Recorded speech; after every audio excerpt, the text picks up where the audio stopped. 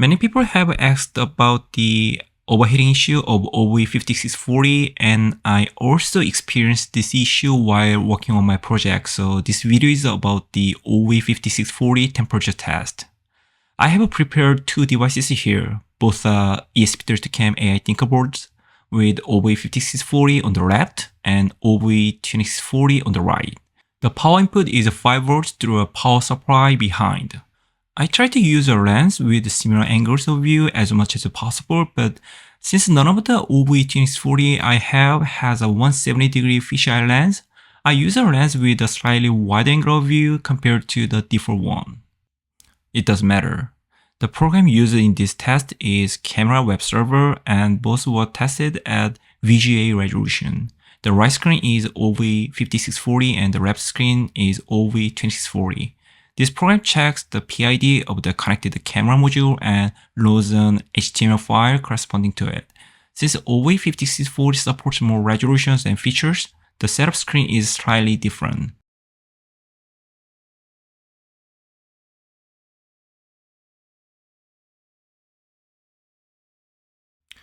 As you can see here, I placed a phone equipped with a thermal module behind the ESP32CAM board and looked at how the temperature changed over the time. Let's check the result quickly. I did the same test twice, and the conclusion is this.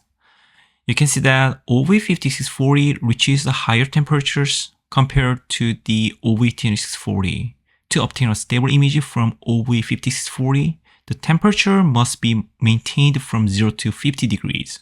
However, as you can see from this table, you can see that the temperature already exceeds 60 degrees after 2 minutes. And as it continues to get hotter, you can see it reaching up to 79 degrees. This shows that the combination of ESP32CAM board and OV5640 is not suitable for the system that acquire images for long periods. So why does it work but this overheating occurs? I think the problem is the regulator.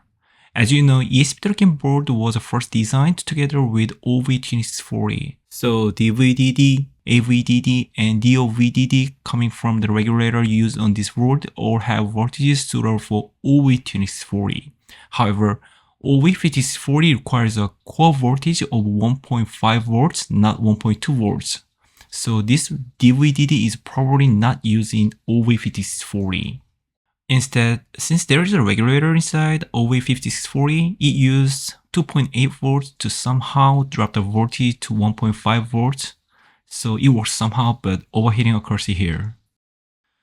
If you look at the datasheet here, it mentions this. It says when the IO voltage is 2.8 volts, there is a heat issue due to a high voltage drop in the DVDD regulator. So it's recommended to use an external DVDD power source.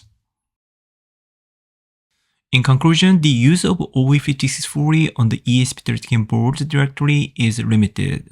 This can ruin the system due to overheating. Some STM32 boards support the OV5640 properly. If you need to use OV5640 for your project, please check it out.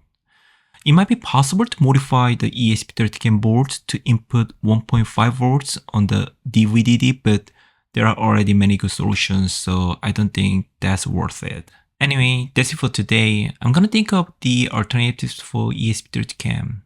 Thank you for watching. See you on the next project.